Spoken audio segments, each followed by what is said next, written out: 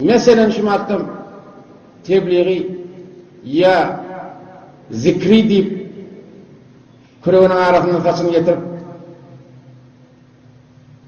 mescidin içinde şığıraydıp göğe döküp Allah'ın zikret deyip ya tebliği diyen yanak elbette şöyle öz de olmaz. Başka yerden gelen adam da öz aramızdan çıkıp gidip de şeyle barıp akidelerini görüp bilen. Hormatly täşgimde huntana, Müslüman dogunum, Allah'dan gorkmaklyk gerek.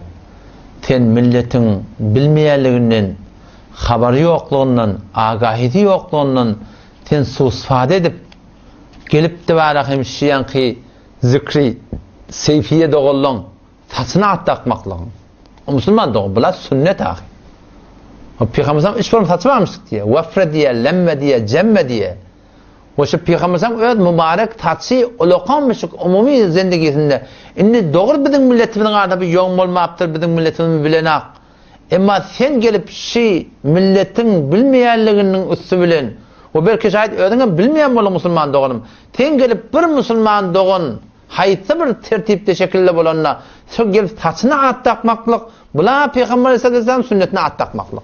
Senin oň tertibini töýäňak, bökşini kabul edeňak, haýsy bir iman etiqadyny kabul edeňak, o jüdägäne burun ki, onyky bille kabul edemdäki ola hakynda. Emma sen gelip şoň taçyna atdakmaklygyň musulman dogan şu Peygamber Huda aleyhisselam'ın öz mübarek sünneti. Sen bilimsizlik ýüzünden ya bilmeýän haýsy bir zaty keten niýetlep şu kefe aýtýardyň. Sen näçe musulman gelip de barahym şu Peygamberiň taçyny meňnes boljak bolup bir musulman taç goýupdyr. Şoň taçyny inkar etýän bolýar. Musulman eger musulmançylygyna her form günahkarçylykda boladym.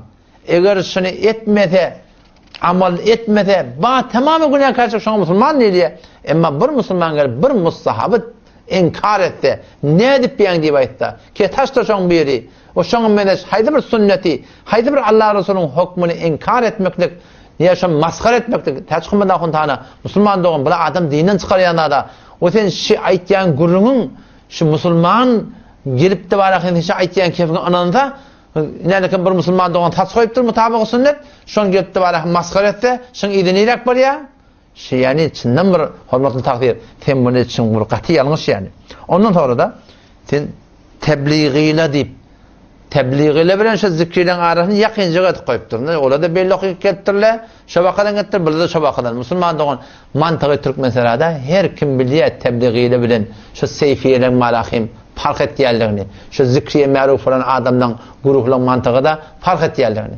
Muny barahym her bir musulman bilýär. Ondan sonra da musulman dogan men hormatly täşgimde taana şol sofulaň ki hilaf-ı sünnet tertipleri gynan takda imanna aqidada da alyp barýan tertipde de Qur'an-y sünnete mutabık der gynan takda bir şey tawjihat bilen bir şey işletip ketberler şolaň ösmükligine siz musulman dogaldymy sebäp boldyňyz. Yani tenike gelýän menber zımmadan gurrun berýärdiň, saňa şo taýda ejade berilýär da asatitleň üstünden. Ve şol asatitleň üstünden şolara da ejade berilýär aqalada.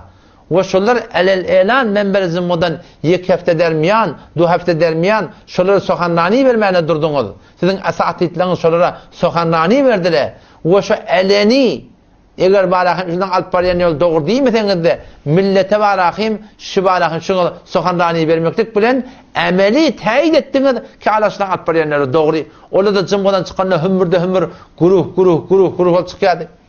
Ya hormatly takdirin biri inälekem öz jymgatyna şolaň jedebetini, bökýärligini, birdatlygyny taýid edip siz sebäp boldyňyz şolaň ösmekligine, şolaň malahym milletin arasyna jawaptada bolmak gona. Jedebe kimin inkar baýgar jedebe haqqany bolsa. Emma aýaşy galbyň etegini iki barmak dürtüp bir şuparyň bir gudraty deruni bilen şuparyň qyýqçy getirmeklige musulman dogan jedebe diýip aýdylýar. Sizin teyf ulamalaňyz, keten gadim ulaqollar, takdirler diýip aýtýar, şolaň da mantygy ötmekligine musulman dogan siz sebäp boldyňyz şoň, başga hiç kim sebäp bolmanak. Taňky şolar nägadar mantygyda gynandak da peşreft etdiler. Wagyýat bir günüň kim peşreft etdiler. O hatta şu Kümüştepeň ödüne bir allym berdime tapdylar, bir wagt habaryny eşitýär şoňkun. Bu da Kümüştepeňden habarym ýok. Taňky Allah taala tawfik berip biz şolaň öwünde durduk. Biz şolary münazara etdik, näçe zähmet çekip mutala edip, tehrab et eger şu münazarada biz şikest diýsek, biziň adymyzdan, abrymyzdan näme gazak?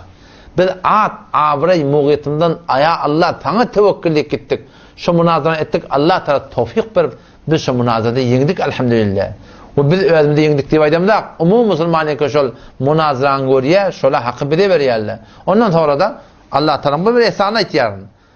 Yani ve de stada şol kağıtı sorar ya da münazarada neme peyda var. Yani birbirini yamallap vermeli, ahum mollalar birbirini betbin etiket bertan. Ahum molla godun o dönem bizim ara gelimizde betbin bolana, awallan betbin morket ber birbirini. Aytdı mı? Salih çeleften beri birbirini qıyıd vermeyeni. Şu zamanla şeyli bir şiddetler kokatırlar birbirine. Ondan beri de her gün içinde bak, her gün aydıp durla, deyip durla. Yönü var Müslüman doğun gurun şuntu ne? Ki münazırdan peydan ne bilecek odan? Münazıran peydatın vardı Kümüştepe'den sonra. Münazıran peydatını şu Seyfiyen hakkında bolan münazıran peydatın vardı Kümüştepe'den sonra. Kümüştepe'nin adamlarından sonra. Şolar Kümüştepe'ni alıp barıyarlar müşrikler. Şol gumrahi tariqe bilen, şol halafet şeriat sünnet tariqe bilen ne kadar cavan oğlanların fikir marahim mesmum ediptirler. Amallarda atlarını kök ediptirler. Şolar öğlerini var baktırtırlar. Ama Allah Teala tevfik verip şu münazara bilen şöyle nicat taptılar elhamdülillah. Ondan sonra Müslüman doğan. Biz adamları baktırmak niyetini yok elimize. Bir vazife hemen bitiriyat. Münazarada şeriatın hükmünün biri. Allah Tebarek ve Teala'nın Kur'an'ına öyle icade bilen dağının biri. Şol hakikat aşkar bolmadan şey Müslüman doğan marahim. Biz şunu ettik. Şu konu hürmetli teyatçılar Teala. Yani men sana da aytyan, ten idini süpürerler de aytyan, ten teyfinde hayti birbirine ters torslağınızda, öyle aranızda, siz bidene kademeceniz ağlınız bir, diliniz bir sen. Sizin hemmeceniz de bizim takazamız. Biz bir ne sanat zavar onu ortak girip Huda edip adavremiden geçiptiriz. Siz Müslüman doğanın takazaşı, gelin otur söyleyin. Senden ben hususi takazamşı. Umumi yerde olmasın kemine veçe devleti veriyerler, veçe emniyeti veriyerler. Hususi yerde gel otur şöyle, dürbün olsun arada, siz de kurun dürbün, biz de kurun dürbünü. Oturdan davar ketsin, bağışta davar ketsin diyen. Oturdun bir tane buradan vakt ketsin, millet kızavet etsin Müslüman doğan. Sen şu alıp barayan tertibinde, eğer vağınsın iman, akidanı, Hanefi mezhebi olsa, biz de şunlara dolanacak. Kemez kemşi olur ki, sizin aranın dili var yok de, sizin aranın bilimli yok de, kemşi olur ki kim cevap verip bilmeye, şu belli olur da. Vakti bir de ihtiyar ağa birisinden masyonu yükleyip 150 kilometre kelala baracak. Ağay falani, sen de şu anıdan pişkemberden bir 15 kilometre zahmet çekti gel ağa da. Yok, ben hücreyeme gelmeli. Ne mi deyip sen hücreyene varmalı? Şükürsüne vecihi devleti, vecihi emniyeti verilecek boluya. Yoksa ne miden çekilmiyor? Ne miden çekilmiyor? Bu da zımma mescitte münazır edecek. Bilme etkada münazır edecek. Şun anına ne mi? O sen ne miden korkuyorsunuz değil Müslüman doğun. Vağın siz ki canı mallığını deyip sporun hayır helak olup gelip yartınız inerleken bu da bir nesnen zaman oğlum biz. Siz gelin otursun. Bizim alıp barayan tertibinin doğru değerlerini şu tadı sabit edin. Hemçinin ki Mecmu-i Fıkhi Türkmen Serada şu mevzu tam siz sabit edip bilmediniz. Ne edeceğiniz bilmeyeni ben 4 taraf kıyırdım takdir. Şu ayı, 40'ı, 7 yılı imeli olsa birçi kitaptan delil getira. Bir de imeli olsa iyicek şunu niye aydamda hiç kaytınız cevap tap bilmeyen Türk ettiniz. Siz şunu biliyorsunuz ki eğer münazara gelseniz siz Müslümandan sonra cevap tap verecek. Siz şunun için gelin de. Siz şunun için ben daş çevrindeki pak, tinet, cavan oğlanlar ve din, diyanat tiplerlersinden. Şolar sizin üstünden kıyınatakta ağlanak değil. Şolar sizin üstünden ağlanak değil. Orten marahim, men pir deyip otay, barıp sorağında da aydın marahim, bir yülükleri alıp var ya. Koda şu at, bir de kümmette bardık da. Kümmette biz bardık. Tutadım böyle yani, hep usatta bana icazı verin ha. Kümmette bardık biz, oturuştuk. CD vurttular, ağzı takmak doğru. Elini ağzında bokudan ağzı takmak doğru, öyünü takmak doğru. Takmalar diyelim kim? Vehhabi bile.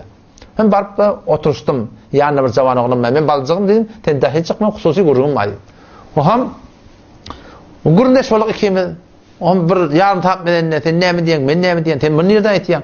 Ben bu hidayeti nasıl Celle çağır. Faslun fil lubs, kavluhu er-ratime ve temime. Şahaşide Allah-u Leknevi. İnelekim şu kufr deyiptir. Yani günah kebire deydi.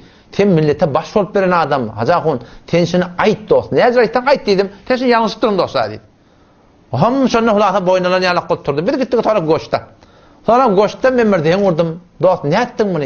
Aydı bildin mi? Aman can evurlapsak gelmeye vurdu. Ne mi deyip? Ben başıma düştüler. Baba, naudbillah men kafirde olup partam dedim. Siz men rahnamaya yetmeli. Bula bana çünü yemin diye. Teorektekiler bana çüneyem mi diye. O sençi pirlerden soramalı, ulukollardan soramalı, soramana baranda biz şey diyerler. Kavuk köveriyerler, çık, neymişim var? Ona doktorun bir şuanına aytıyor da, soradım diye, hazakun falan dadın, falan zat cevap ne mi diye, ne mi diye tabi. Başta bir edebi kepte, pokuyum ben yer diye diye. Şundan da cevap butturum. Atıllı cevap ol. Anım olacak böyle. Şundan cevap butturum. O cavan oğlama ve şebekeden burada görüptür. Fezai mecazide burada okuyuptur da, şununla gane etmeliler sen. Gane etmeden şu gittiye şolun edin lan. Şey deyip de bari bir keplemeklik bilen, şuna cevap bul yani. Aya vakti ki biz bariyatsa, biz bariyat, sen aytyan takdirden yani biz bariyat. Gurundeş olup gördük. Sen baranda otursan da, senki de oraduk köver ya cevap tap bilen akla. Ama iyiliğinde nemet yerli, totaya döret yerli. On bir de heyran istada, hakikatin usahatına çırar Müslüman da o. İnşallah Allah Teala tevfik versin. Bareli, hürmetli teçhulahun tanan, başır böyle kurunune, şu aydan kurunlarını biz beraber elekten geçirip kureyli, ne mi hettesin hakikati var Müslüman da onun.